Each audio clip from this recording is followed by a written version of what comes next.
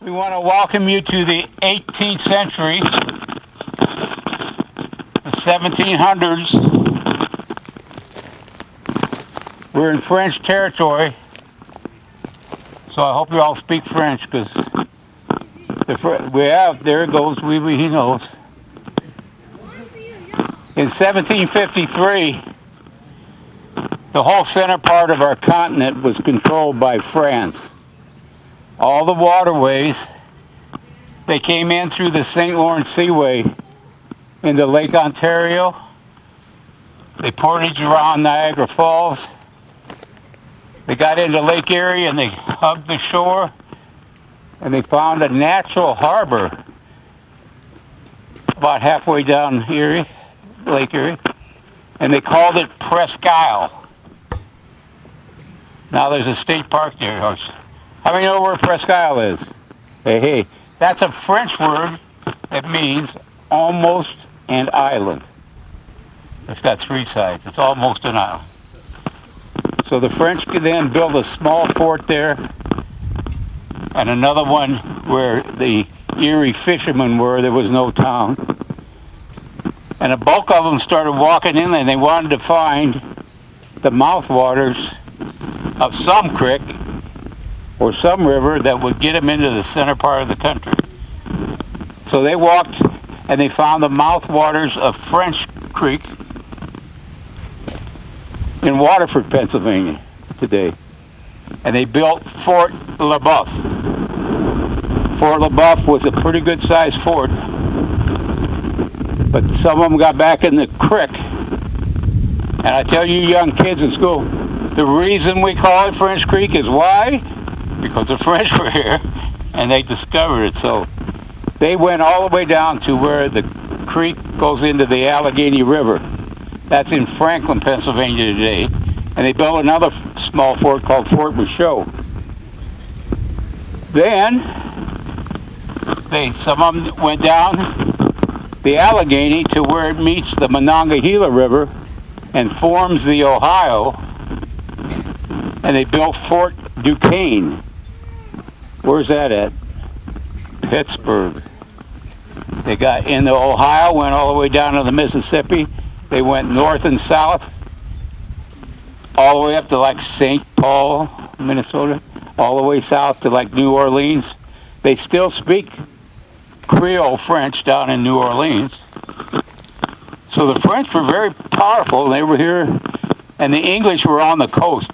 They had a tough time getting across the Allegheny Mountains with any kind of, there was no bridges, no roads. And Spain was coming up through South America and into our western part of the continent. They were looking for gold and silver. They weren't looking so much to colonize it. So in 1753, we could have been three countries on this continent. Could have been Spanish, French, and English. And just like history, things happen.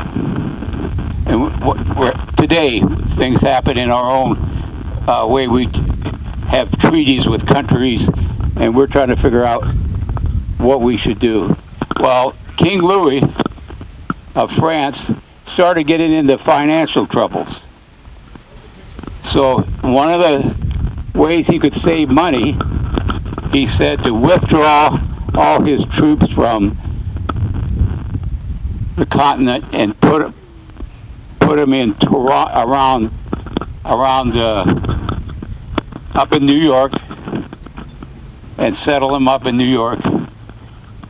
And they took all the troops, and the English never did physically in a battle kick the French out. They just withdrew. They all went to Montreal. And today, if you go to Montreal, they speak French. All the signs are in French. That's the reason.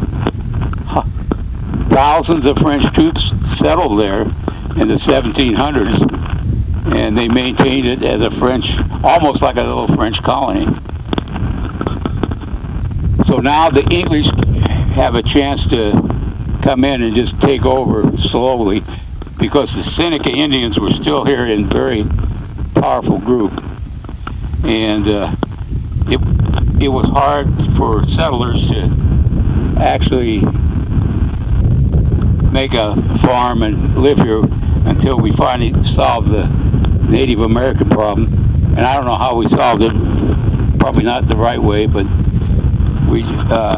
the natives were more willing to ally with the French than they were with the British.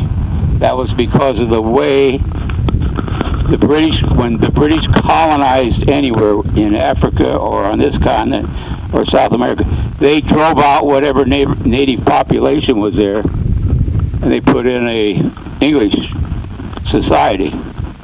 What the French did, they were a little smarter. They said the people here know how to live off this land, and we have some technology they don't have. We have metal, we have guns, we have black powder. Maybe if we merged with them and we learn from them, they learn from us, maybe we can make it a little better. And it was a very successful way of doing it because they respected the natives then. In the 1700s, if a British subject would marry a native, she could never be a British citizen. It was just the opposite in the French. If the French voyageurs or anything took a native wife, she was a citizen of France. So obviously the natives were more, they just assumed all the Europeans would go home. But if some of them had to be here, the French were the ones they wanted. So what we're going to do today is, there's a group of British down here that have been trading with the natives. They've kind of gotten into an area they shouldn't be in. They came up and they know they're in a risky position, but their trade goods are real good, so they're down here trying to trade with the natives. And the way I understand it,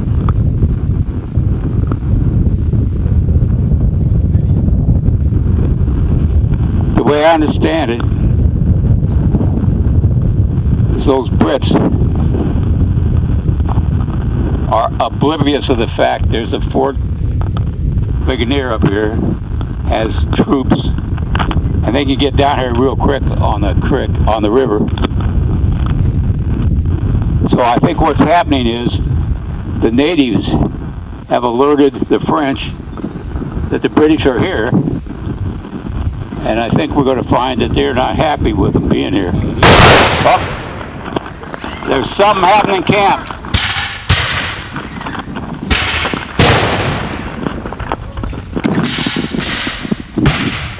Okay, the French have come up from the creek. This British group, they know they're going to come back here for a while. They've got a swivel gun. If you'll notice on the right, the guy's got a log, and on top of that log stump, he's got a swivel gun, which is a small cannon that he can load and put many musket balls in. It becomes like a big shotgun. It's pretty devastating. They got that swivel gun off the dugout they were using on the creek was big enough they could put the swivel gun in the front and protect them on the river too.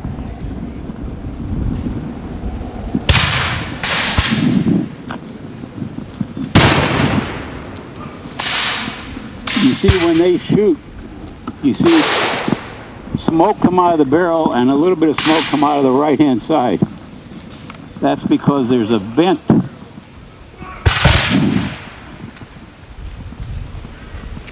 When they load, they put most of their powder down the barrel, and they save a little to put in the pan on the side. They close that pan, cock the musket, And when the musket strikes the flint strikes the steel. Up, I see some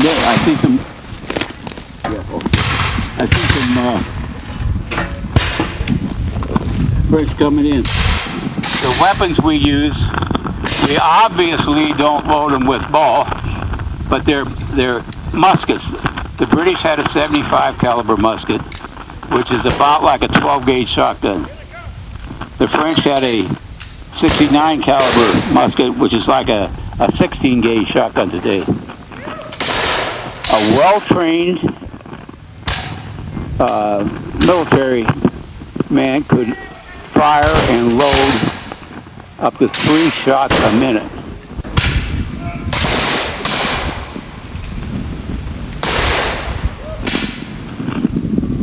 There's a British officer. He's the man in the red.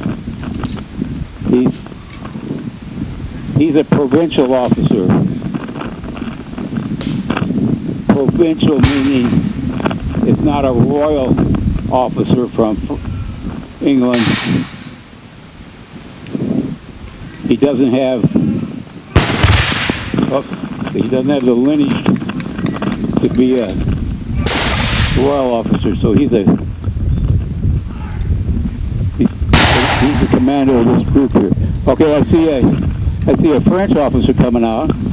They used to fight their battles about 80 yards apart, because that's about as far accurate as a musket is. And they don't fire till you see the whites of their eyes that came from this era. If you could see the whites in your enemy's eyes, you had a pretty good chance your musket ball might hit him. And if it did, it was pretty devastating.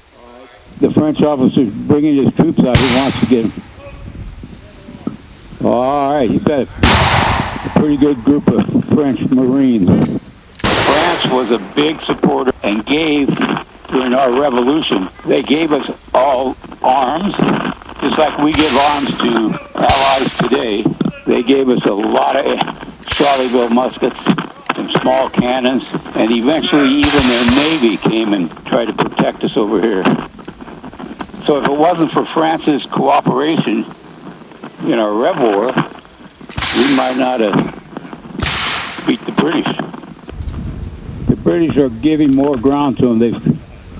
They've kind of given up on their camp, it looks like. There's a couple Highlanders with ships here. I think I see 3 Highlanders. Okay, the French are pressing farther in.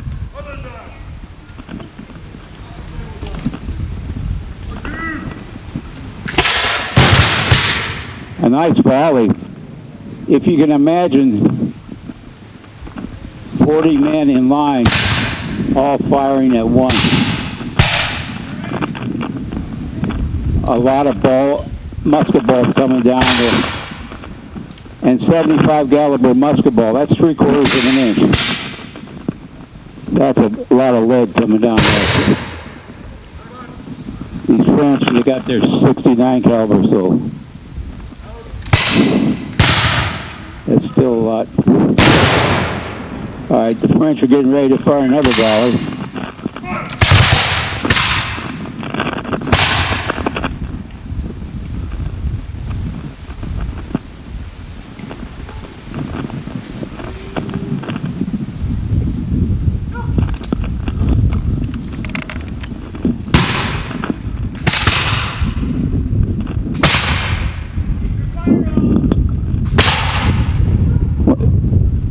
When they give the order of prime and load, what's he doing here? He's spreading his men out to the side. Okay.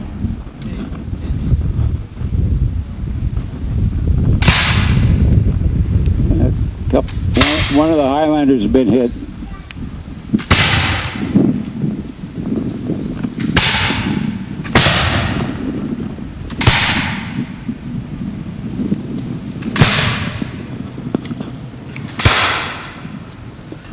Oh, we lost another Highlander. Yes, the native over there is taking credit for that.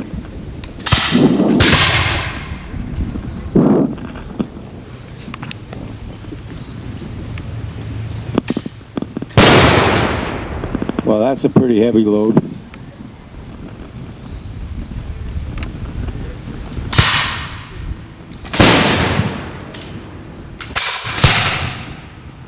You'll see a couple of these having trouble. They're firing and their gun's not going off. Either their flint is not sparking well enough, and there's a problem. There's a situation. There, you got a shot. There's a situation that happens now after your gun gets dirty. You may pull the trigger.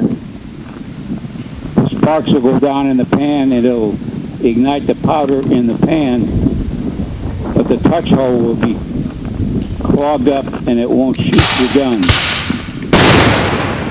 So that became known as flash in the pan. The remedy for that was clean out the touch hole, reprime it, and hope it works again.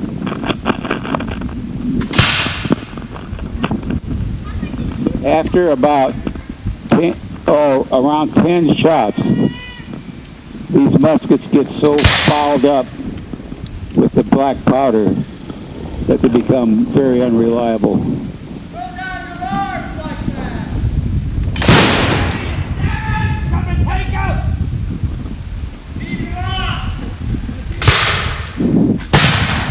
The Brits don't seem to want to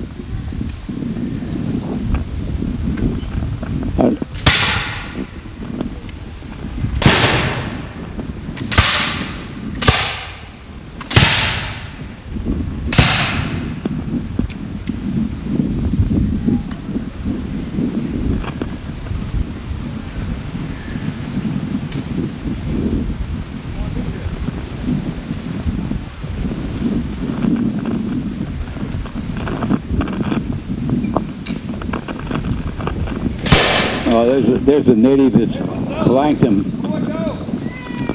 Yeah. Oh, the native's coming in. Oh, he's...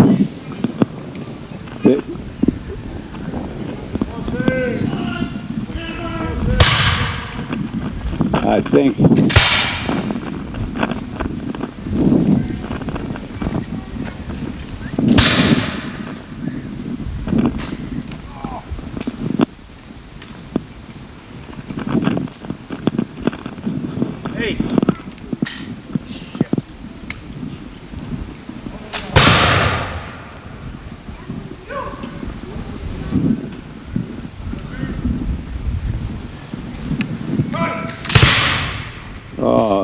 Lost another one. Oh man, lost two. Things are not looking good for the Brits.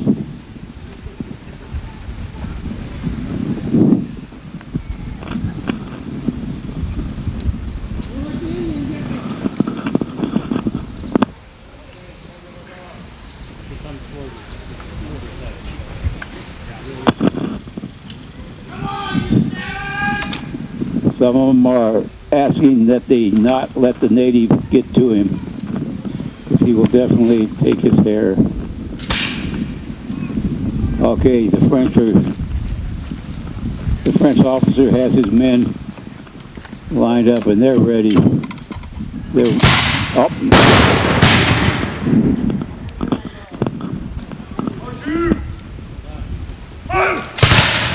Oh boy. All of those who bet on the Brits, you're in a little bit of trouble.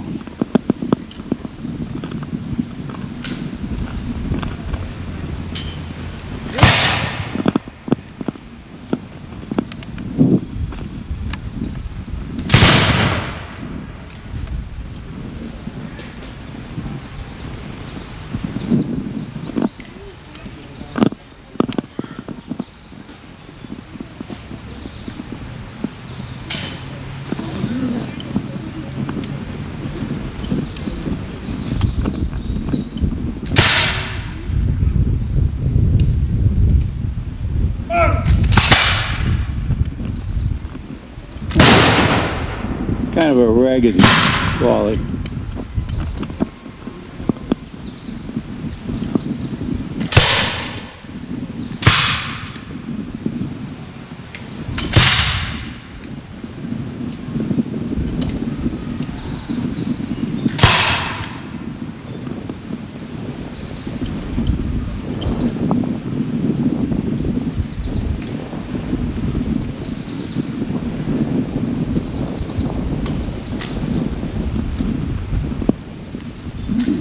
Some of the guns are misfiring again.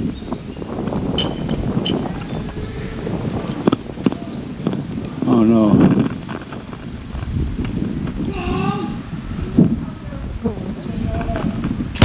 Oh. Oh, yeah.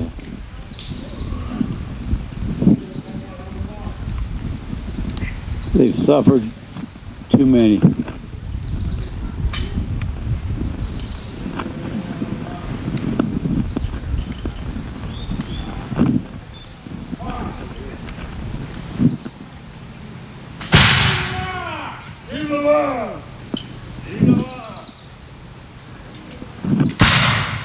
I want this skeleton.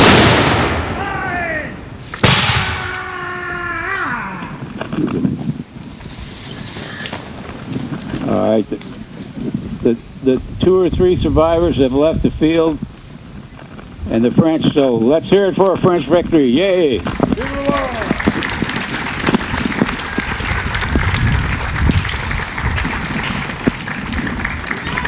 Oh, these reenactments, I believe, are extremely important. This is how America was made. Without the 7 Years' War, the French and Indian War, there would not be an America, and we might all be speaking French. Well, the 42nd Highlanders were actually part of the British troops, though they were Scottish.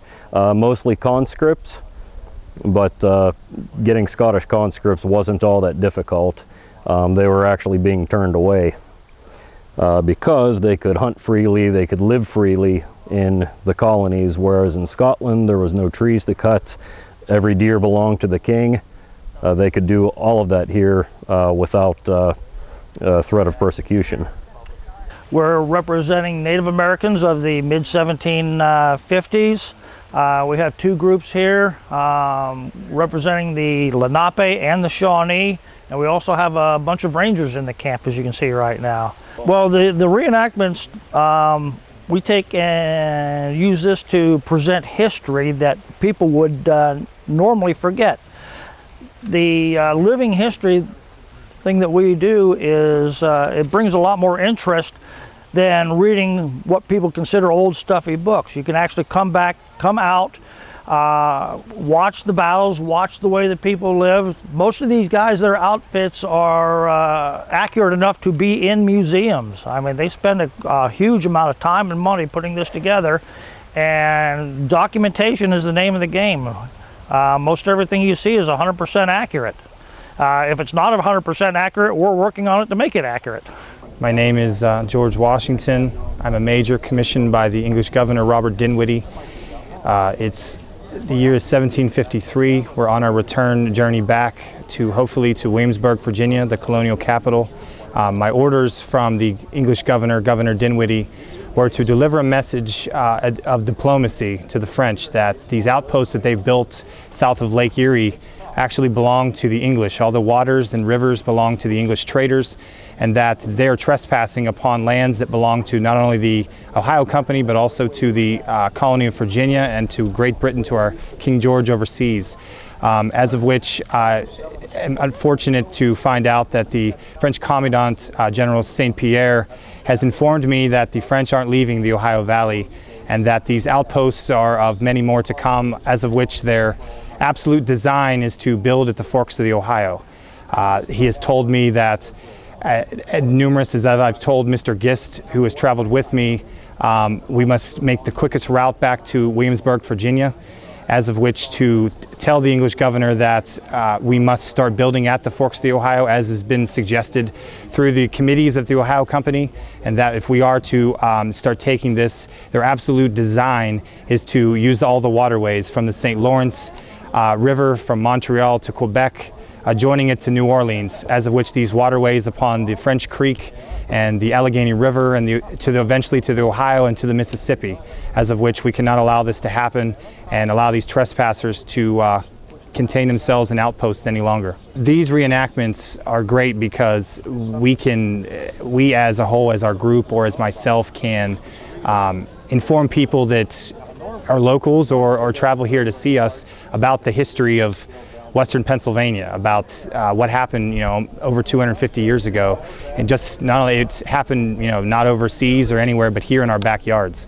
Something that they can realize that right in their backyards here, if people are local to the Cochranton area, can know that, George Washington traveled here, or that the French occupied this valley and numerous places the whole way to Lake Erie, that at this time period, what this place was like so many years ago. First thing we have to do to this gun is get it prepared to fire. And we have to clean the vent in the back. We have to brush that out and make sure there's no obstruction there, clean it up real good. The command is boucher la lumière. The gunner brushes the vent, stops it with a thumb to prevent any air from circulating. Not that important right now because we haven't fired the piece yet, but after the piece is fired the first time, that's a very important step to extinguish any kind of embers that are in the gun. That way I don't blow my arm off when I'm running powder down there. And the next thing we do, we've cleared the vent. Now we have to check the bore of the gun, make sure there's nothing in there.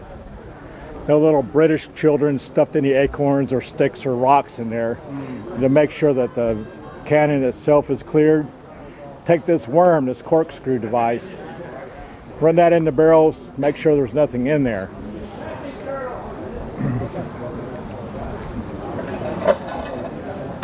The command for that is refouiller.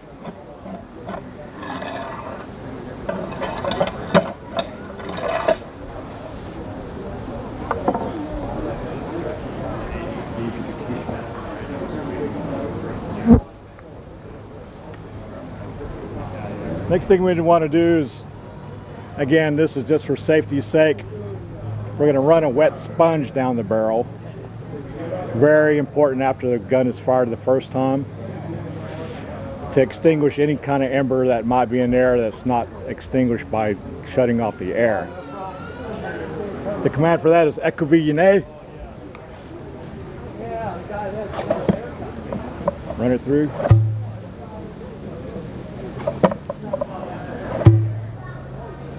You can hear the sponge pop as it comes out. That means we have a good seal on the vent in the back. Next thing we have to do is, now we're into the loading process of the gun. To get a cartridge, prenez la cartouche. Goes back to the ammo box. Gets a round out of that. These were packaged in linen bags in the 18th century. Nowadays we use foil for safety. They leave no burning embers inside. We need to introduce this into the barrel. This is the muzzle loader again. Mettez la cartouche dans la canon.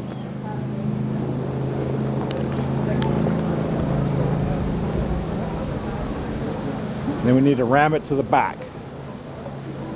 Refouiller. Now the work on the front half of the gun is done. Now we need to arm the piece and get it to fire. The way we do that is the gunner in the back takes a priming wire, drops it down through the vent, amorce, punches a hole in that cartridge. Then we take loose powder in a cartridge just like we used out here for the muskets. And the loose powder is poured into the vent, and on the top of the gun there's a little dished out area to collect that powder. Amorce.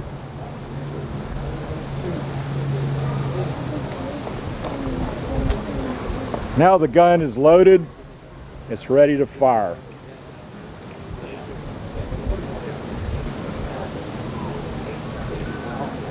The gun is fired using a linstock. It was also a weapon, emergency weapon for an artillerist because it has the point on the front and a bayonet on the back. It has slow match that smolders slowly, and we're ready to fire the gun. You want to maybe cover your ears. Prepare for move. We'll do this one more time, okay?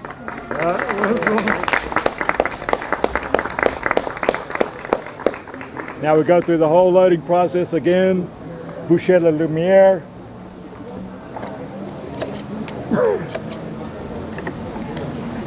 Now I'm going to search the piece with this worm. I expect to pull out some of that foil that was used for the cartridge.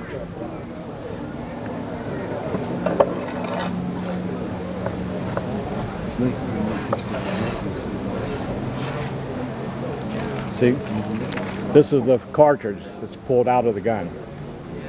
In the 18th century, you'd have pulled out parts of that linen bag. Now we want to really make sure we get the wet sponge down there and extinguish any kind of embers or whatever that might be in that barrel.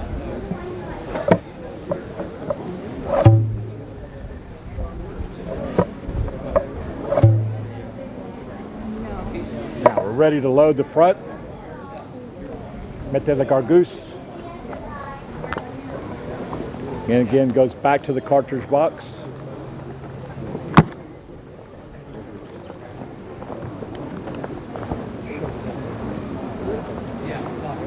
Mettez la gargousse dans le canon.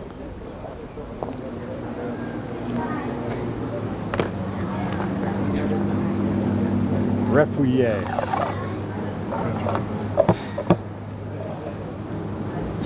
Now when you load these guns, whoever's loading holds the rammer like this. You don't wrap your thumb around it. That way if the gun does go off, it just shoots the rammer out of your hand. Doesn't take your hand with it if you're holding on to it. Amorce. Again, we're punching a hole in that cartridge again. And we're priming again with a loose powder.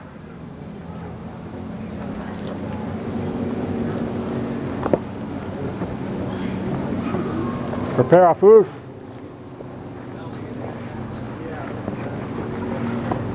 Feu!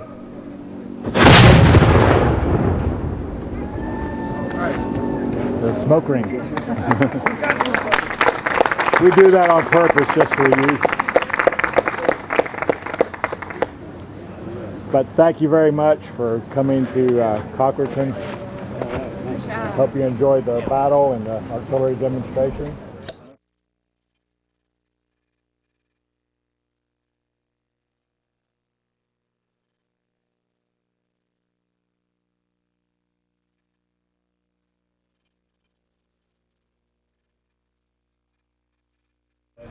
Good afternoon. We're meeting with one of the artists here at our Heritage Fest. This is Robert Griffing from down in the Pittsburgh area, originally from the Lyonsville area, so he's a Crawford County guy. We're lucky enough to have him come up and bring a lot of his works of art there. Tell us a little bit how you got started in this field and why you picked what you picked. Easy. Archaeology. When I was a kid, hunted arrowheads. Ever since I was, I think, about 11 years old is when I first started. I think our science teacher got us started. He said, I want the whole class on a Friday afternoon. The whole class go out and find an arrowhead, bring it in on Monday. Oh, okay. I was the only one that brought So, of course, that made me, king of the hill. Right. So that started. I just couldn't get it out of my mind. Every chance I got, I'd be down on the lake or walking the cornfields and hunting for points, and started buying books and started studying the history of the Native American. and it just took off. Just took off. Couldn't get it out of my mind. Okay. And of course, at that time, I had always been into art, but at that time, I really didn't have ambitions of doing paintings. But after going to art school and doing quite a few years in commercial art, it was time to make a move and come out do some maybe fine art painting. Of course, my most knowledgeable subject matter is Native Americans. So what's interesting is everybody said, don't paint Eastern Indians, you won't make any money. So they said, just do Western Indians. Everybody's painting Western Indians, they're very successful. That's what you want to paint. Okay. But I didn't want to paint Western Indians, so I wanted to paint Eastern Indians. And so after doing a few paintings and finding out what the reaction was easy to see that that's where it was. That's where it was. Yeah. That's how I got started. Okay. Never looked back. Sure.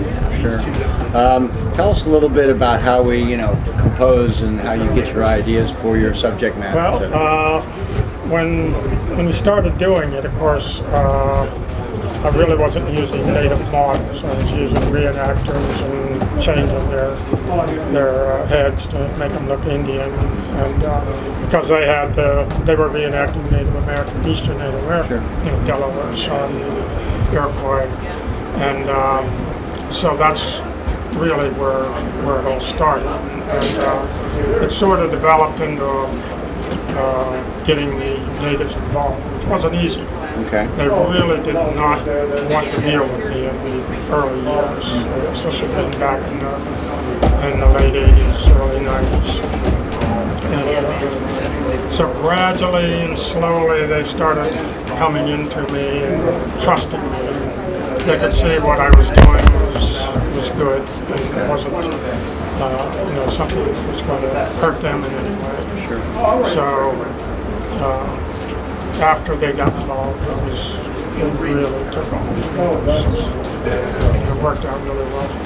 Mm-hmm. And you were telling us before you go up to into New York. Yeah, I go to Salamanca, which is on the Allegheny Reservation, and I started dealing with a lot of the natives there, and a lot of them have become very close friends of mine, and it's just been great. They're great people to work with. Gosh, I just very fortunate to have that kind of relationship because it transfers over into the painting. You can see it in the paintings. I know you do other shows and big competitions or type stuff too. Yeah, now the sad part about the whole thing is for the originals, not for the prints, but for the originals, the best place to sell paintings is out west. Okay. Yeah. There we go I again. know, it doesn't make any sense. But the collectors out there are the ones that are into this subject matter. They're into Native Americans, or into cowboys, or into historical paintings. Okay. And it was not really the natural place to go, but I could see just by the reaction that I was getting from the Western market that that's probably where we should be. And that's really where I'm hoping that at some point we get more of an Eastern clientele. We've always had it for the prints, but I'd like to see it happen for the originals too. And it could happen someday. When you, like, for instance, historical events or something, if you were going to do a historical event, what would the research and the process be? Well, usually I've got a lot of documents and journals and things that I can work with, and letters, where I get a lot of my subject matter, a lot of my ideas for paintings. And it's fun to take a document where it's been historically recorded, an event's been historically recorded, and then turn it into a visual element. And to me, that's the most fun. It's hard to do sometimes because sometimes the subject matter is a little too violent, or too where it doesn't really transfer over into getting a nice aesthetic painting. Painting, okay, Yeah. sure. And of course, a lot of the buyers are a little bit Sure. questionable on anything that has to do with violence. So we try to pick subjects that are, appealing to the masses. Right. And, not to say that I'm conforming to the buyer, but because I like the same type of thing that they're liking, so it really doesn't really hurt that much. But it's that type of thing. Journals, letters. I mean, they're really, they're really fun to work with. Right. Well, I know when we were at your studio, you had pieces of headdress and Yeah, I've got a lot of artifacts and clothing that we have made. Most all of it's reproductions. Okay. Of course. Okay. And but in order to do it correctly, you got to have the right material, the right clothing. And I have friends who also have the right clothing. So when we go to Salamanca, we have enough material that we can dress Whatever we want. men and women, whatever we need in shot.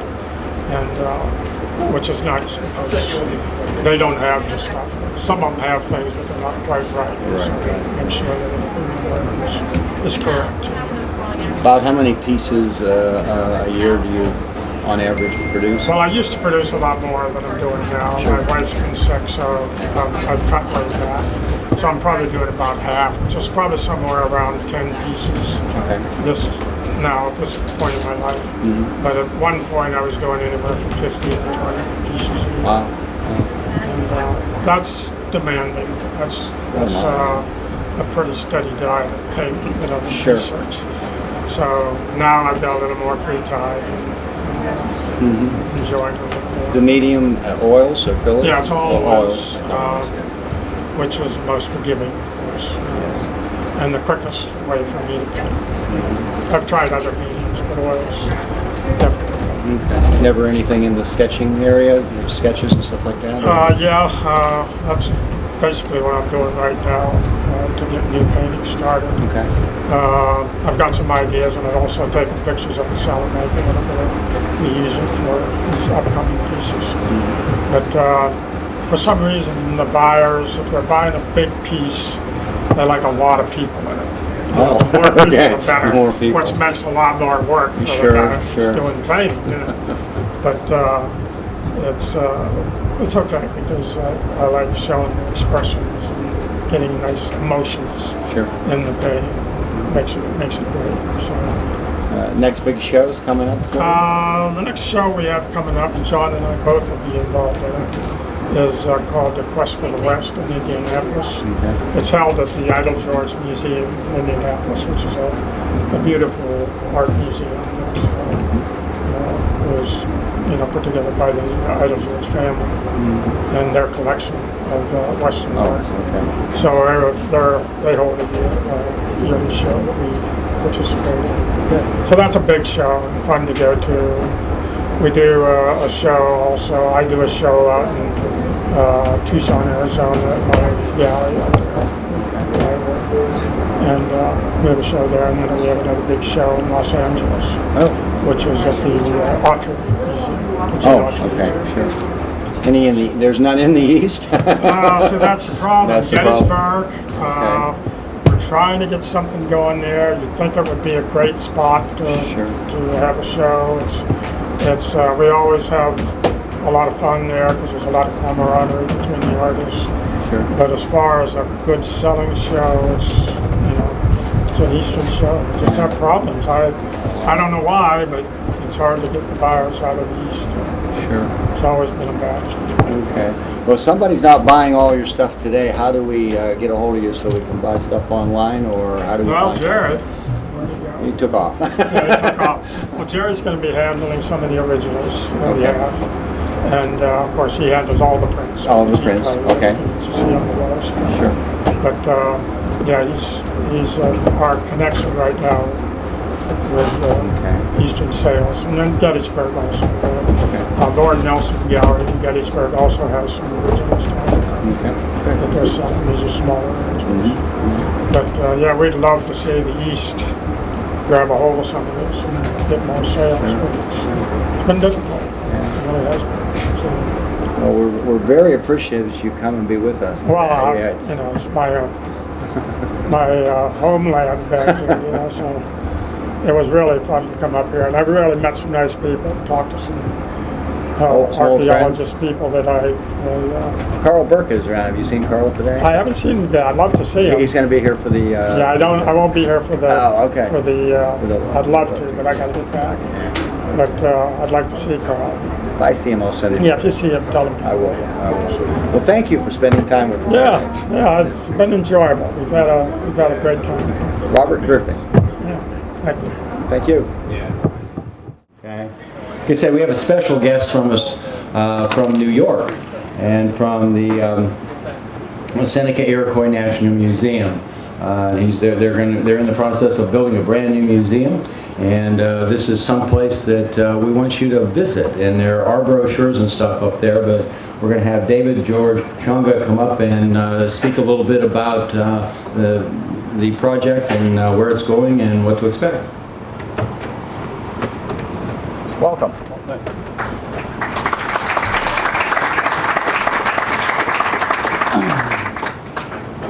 Nhau scan qua qua qua the sweat again we need so David need gas on quite my car gone car how I indeed need gas on quite my car get here take no get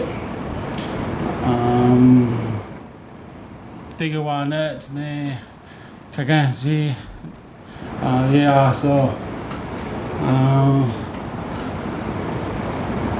they can this is need gas so they cake so I said that so now it's our official way of welcoming people, saying that I'm hoping that you all are well, and that I said that my English name is David Durachango, my Indian name is Hawaii, means they know him, they're familiar with him.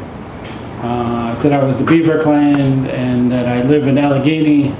Digiwa Nut is my wife's Indian name, means something like two thoughts falling, something. And Dale is my daughter. They're all sitting up here. We're from Allegheny.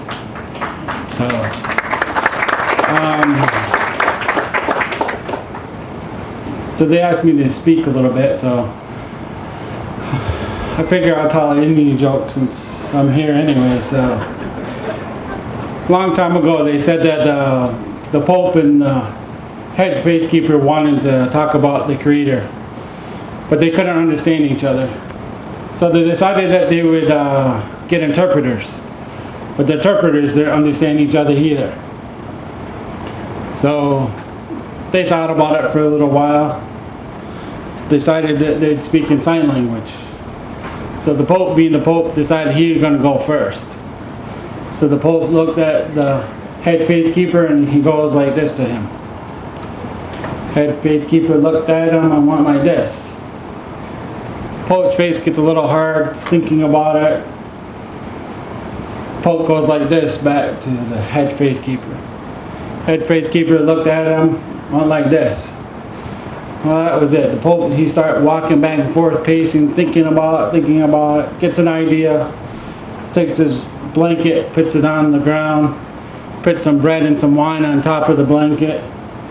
Well, the head faith keeper, he pulls out an apple.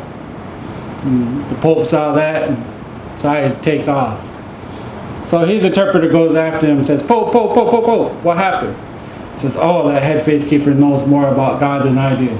Because I told him God was everywhere. Because then he reminded me that God was right here. Because then I told him about the Trinity, the Father, the Son, and the Holy Spirit. But then he reminded me there was only one Creator.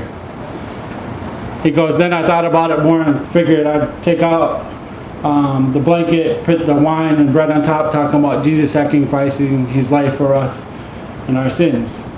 He goes, then he brought out an apple to remind me of the original sin of man. So he goes, I had enough, so I left. So as that's going on, the head faith keeper and his interpreter are talking, and his interpreter says to him in Indian, What did you say to him to make him leave like that? He says, oh, I don't know. He goes, I come here to talk about the Creator, and I said, he goes, the only thing I know is that white kid said, all you Indians, get out of here. I told him, no, I'm staying right here. Then he had a desk, he told me I got 3 minutes to decide what to do. I told him I only needed 1 minute to decide what to do. Because then he must have got hungry because he brought out this bread and wine, and the only thing I had to offer was the apple you gave me earlier, but he must not have wanted that, so he left. So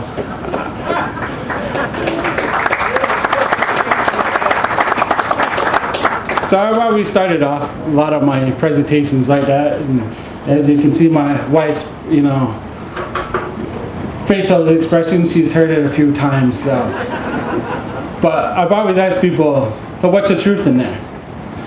Because if it was written down in history, we were great people, we knew about the Creator, listen to all our stories, it would be, oh, some white guy trying to kick us off the land or something like that. So I've always asked people, what's the truth? And the truth is both of them are true. Both of them are false. It's interpretation. And that's what our museum is about. It's about interpretation and showing things from different angles and different perspectives. So we're in the midst of opening next year, August 1st, 2017, new cultural center. The roof will look like the hills, it'll look like the turtle shell.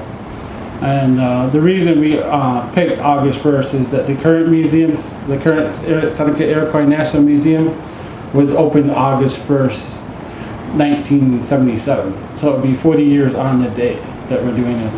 The new museum is just a little shy of 40,000 square feet. So it'll be about 6 times bigger than the current museum we're in. And in the back of the museum, there'll be a 400-seat amphitheater, a stage big enough for about 150 people to be on there. We'll have a field open enough for 150 plus vendors. Our TIPO office, our Tribal Historic Preservation Office, applied for a grant and was accepted the grant, and we will have a authentic replica of a 16th century longhouse in the back. And so we'll start a longhouse too.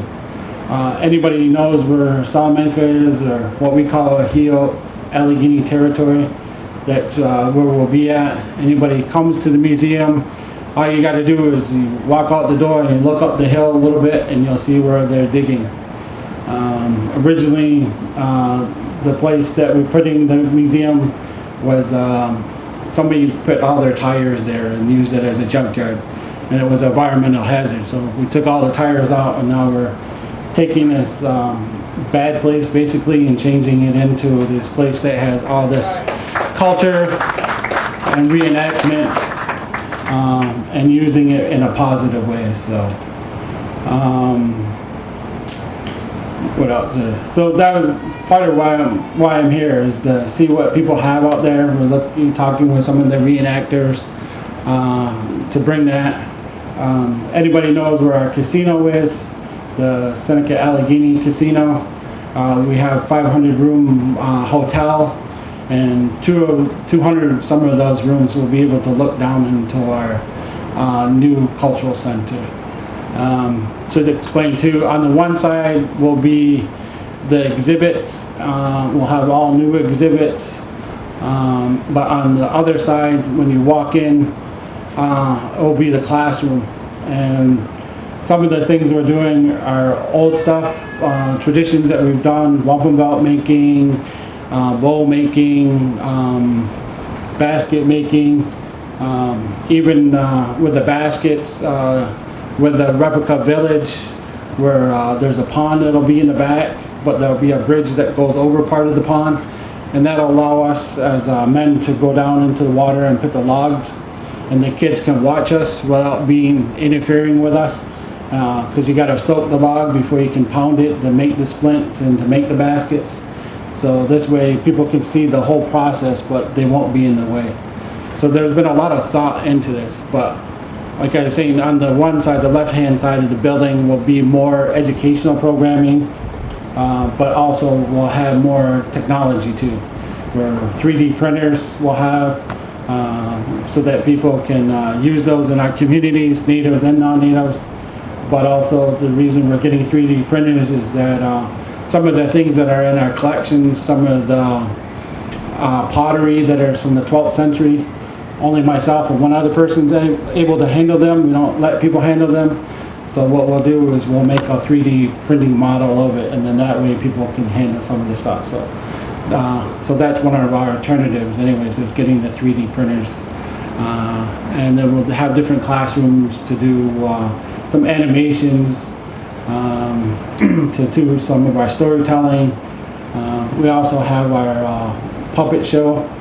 So we've taken some of our stories and we've made them into puppets, and they have parts of our language, they have parts modern day music to them, and we've made them entertaining so that the kids can enjoy them but learn our language and learn about who they are. So with that, thank you for letting me come here and speak for the few minutes. Have a nice day.